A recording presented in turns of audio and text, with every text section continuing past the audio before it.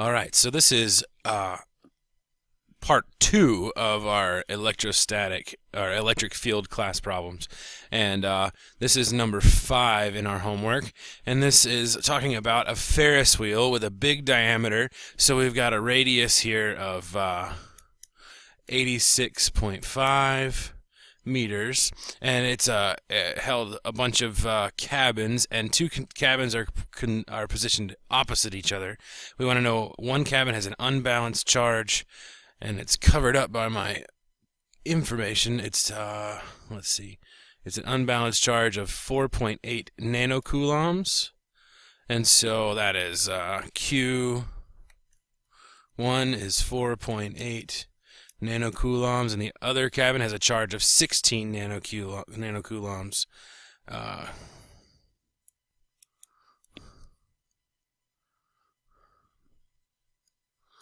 And so it's looking for where are these two charges are going to have an electric field that's 0. So they're both positive, so they're going to be pushing away from each other. So at some point between Q1 and Q2,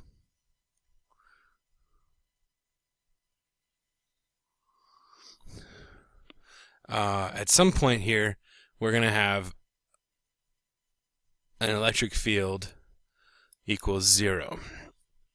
So somewhere in there.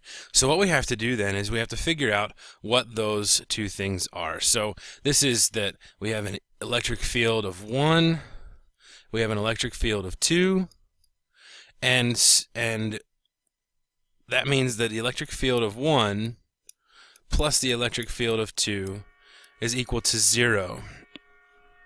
They're both going in the opposite directions because they're pushing against each other. So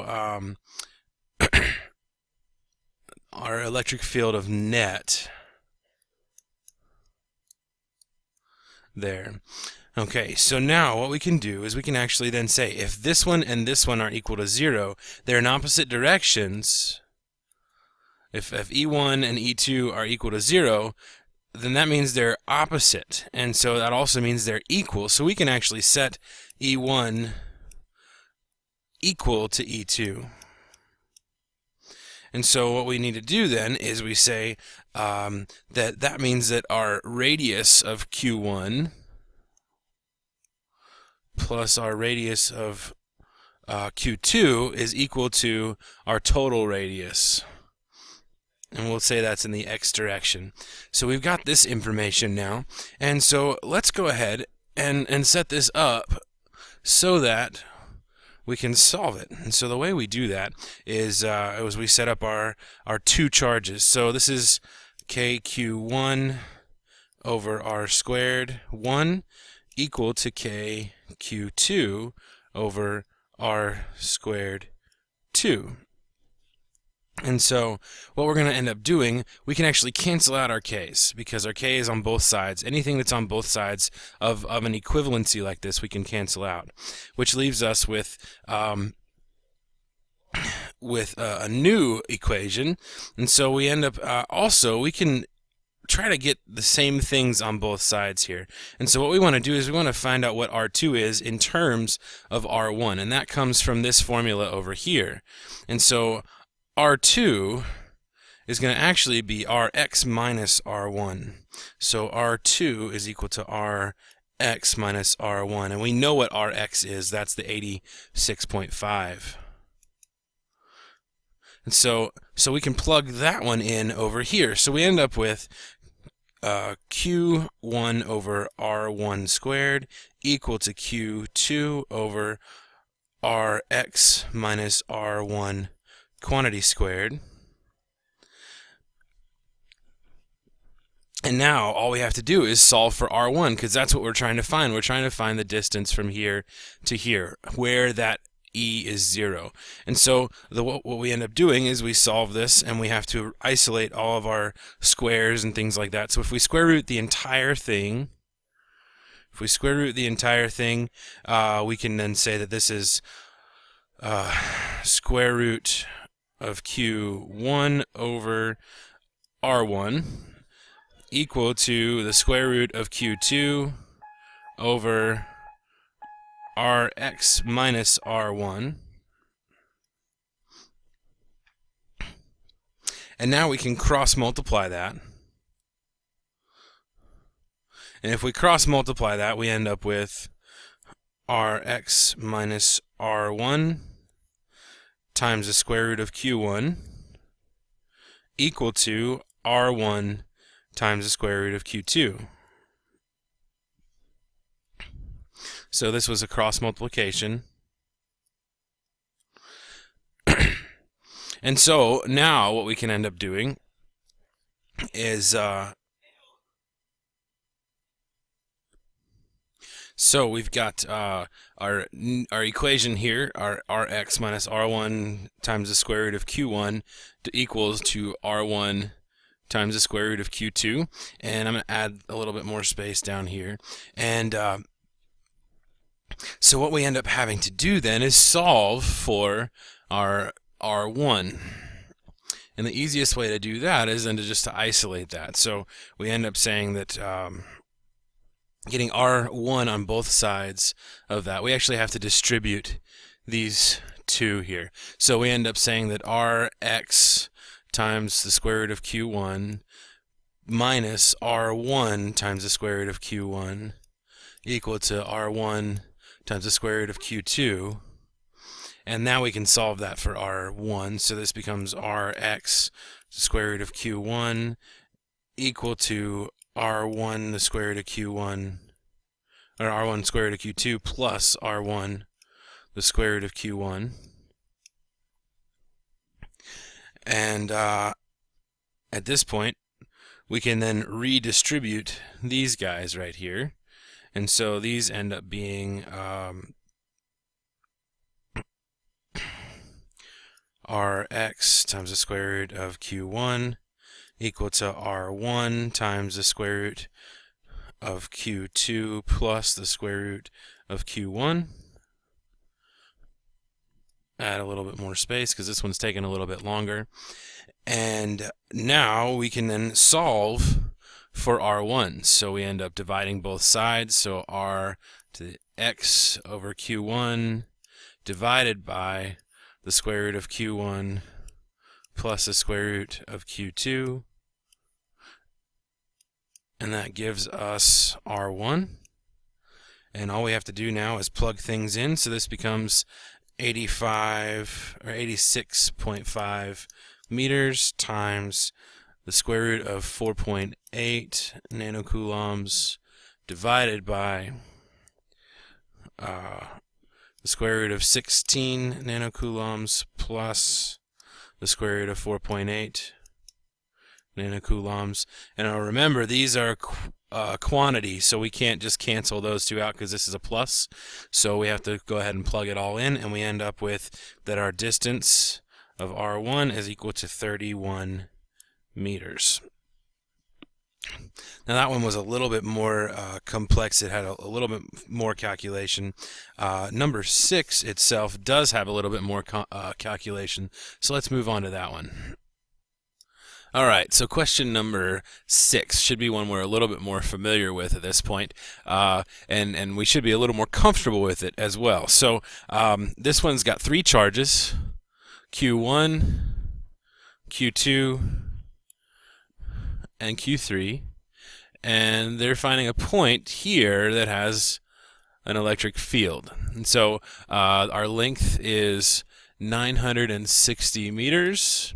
Our width is 750 meters. And we've got a Q1, a Q2, and a Q3. And each of those Qs is 3.6. And we've got microcoulombs, or actually millicoulombs in this case. The question was originally microcoulombs, but we're using millicoulombs. So this is 3.6 millicoulombs. And this is 3.6 millicoulombs. So the first thing we have to do is we have to go ahead and find out what this radius is. And so let's find out what this electric field is going to be. And the way we do that is we have to find that radius. So this, we use Pythagorean theorem, and we discover that this is actually 1,218 meters. And so that's our distance there. We can also then find this theta, and we want to find this theta, and this theta we use with our tangent rule. We can say that that tangent is 38 degrees. Okay, so we have to find out what our electric field 1 is, our E1, and that E is equal to K times Q over R squared. And so we can plug that in. We say that our electric field from number 1, we'll just plug that in, and it's 35.2 newtons per coulomb. E of 2, which is using this long side, this 12.8 or 1218, is going to be 21.8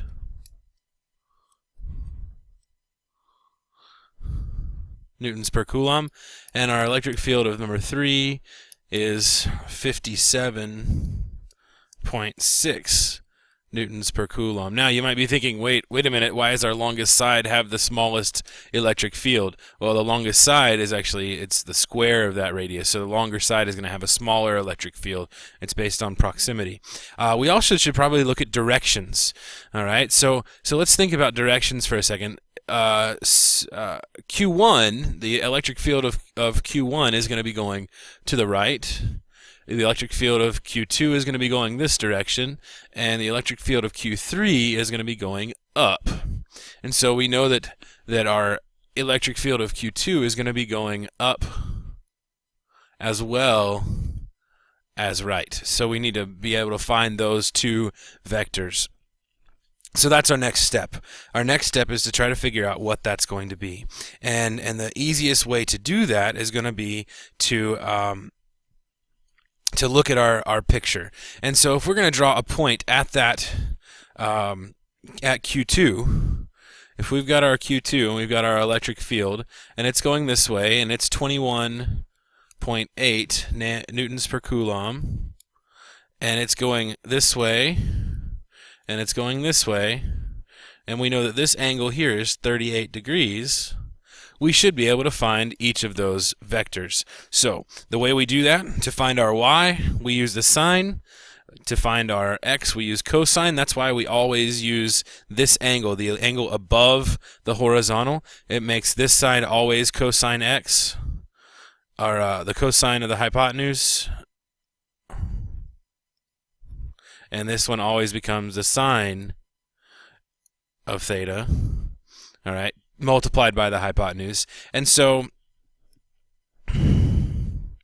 we can plug those in. So our E2 in the y direction is equal to 21.8 times the sine of 38, which gives us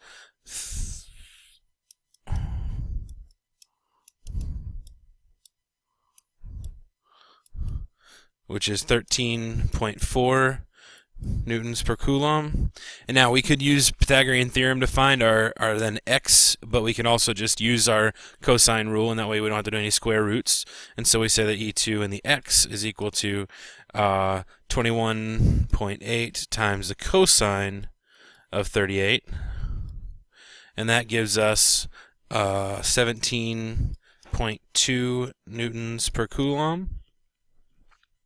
And so now we can add those up and find our electric field in the net. And since I've got blue up here and I've got red down here, we'll make this one purple. And so our E to the E in the x direction, our total electric field in the x direction is going to be the 17.2 plus our 35.2, because this is in the x direction, is going to be 52.4 newtons per coulomb, and our E to the y, our E in the net, is equal to 71 newtons per coulomb. We could just add those together, so we added our E2 and our E3 here, because that one was, they were both in the y direction. And so we've got our EX net and our EY net. And so now what we need to do is find the resultant. We do that with Pythagorean theorem, and I'm going to need another video.